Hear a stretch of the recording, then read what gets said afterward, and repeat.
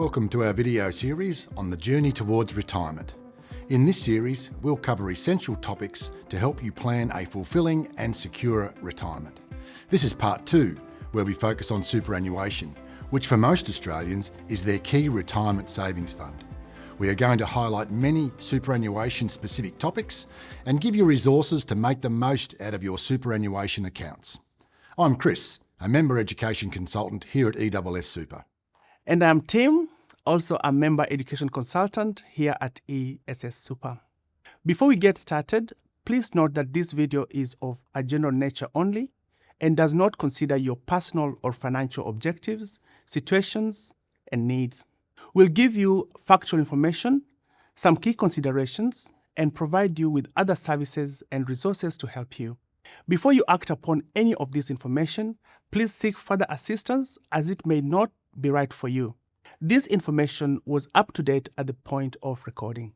If you haven't watched the first video in our Journey to Retirement series, please watch it first, as this is designed to be an encompassing series.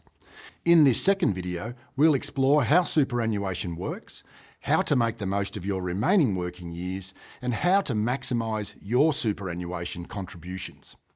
We'll also introduce some handy tools to help you manage your superannuation effectively. Not all types of contributions will be available for everyone, so we will highlight some resources to help you find out if they may work for you. So who pays into superannuation? Employers are required to contribute into superannuation whilst you are employed and is a key component of your retirement savings. However, you can also add money into your superannuation yourself. These are called member contributions.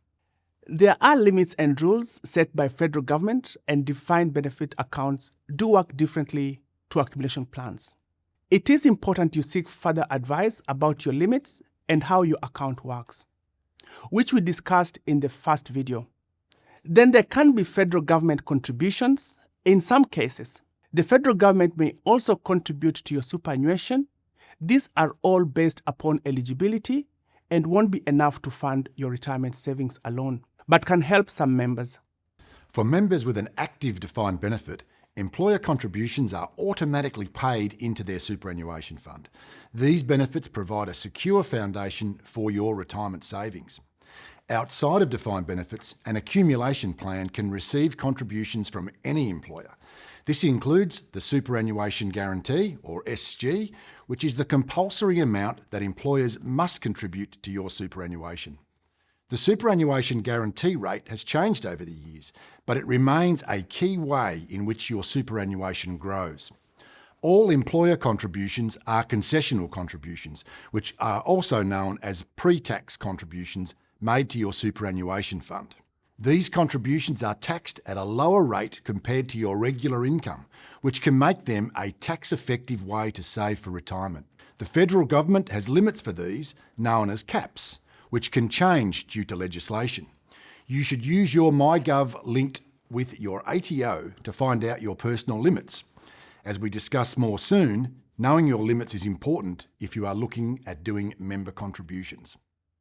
When contributing to your superannuation as a member, you have the option of making pre-tax contributions, known as salary sacrifice, and post-tax contributions. Pre-tax contributions are concessional contributions, while post-tax contributions are known as non-concessional contributions. These two types of contributions have different limits and different tax treatments. You can arrange for your employer to deduct money from your wage or regular basis, either pre-tax or post-tax. Alternatively, you can make concessional and non-concessional contributions to your super fund at your own discretion. Before you start making voluntary contributions, it's important to be aware of your contribution limits, as exceeding these limits may result in penalties from ATO. We have resources later in this video to help you work out your individual limits. Please be aware, some member contributions do have age restrictions and federal laws do change. Defined benefits and accumulation plans differ significantly in how members can contribute to them. Defined benefits plans are very structured, allowing only a percentage of your wage to be paid directly into the fund. Since there are various defined benefits administered by ESS Super, you should check your specific fund's options. Payments can be made either post-tax or pre-tax, but not both simultaneously. On the other hand, accumulation plans are much more flexible. You can choose to make regular contributions both pre-tax and post-tax, even at the same time if you wish. Additionally, you have the freedom to make contributions at your own discretion, whether pre-tax or post-tax. When you link your Australian Tax Office account with MyGov, you can easily manage and track your superannuation contributions and their limits. This integration allows you to monitor concessional and non-concessional contributions to ensure you don't exceed the annual caps, including any unused contribution cap amounts from previous years. The ATO public website also has information about the contribution limits, which can change due to federal legislation. Here is an example of post-tax contribution versus pre-tax contributions. Firstly, the example of a pre-tax contributions. You have $10,000 of pre-tax income. Looking on the left, this amount is contributed to your superannuation as a concessional contribution. It is taxed at 15%, which is the standard concessional rate for most Australians. Therefore, $1,500 is deducted for tax and $8,500 is added to your superannuation. Post-tax contribution. On the right, you have the same $10,000 of pre-tax income. This income is taxed based on your marginal tax rate. This example is an income tax rate of 32%, but remember, this is varied between individuals and their incomes. Therefore, in this example, $3,200 is deducted for tax, leaving you with $6,800. This $6,800 is then contributed to your superannuation as a non-concessional contribution. Please note that individual tax rates will vary between members and contribution limits apply. It is advisable to seek further advice to determine which option is better for you. This example illustrates the difference between concessional and non-concessional contributions. It is important to note, when the super fund receives a post-tax contribution, we do not tax it further. This illustration is done at your wage level for taxation. Downsizer contributions allow individuals to contribute proceeds from the sale of their home into superannuation.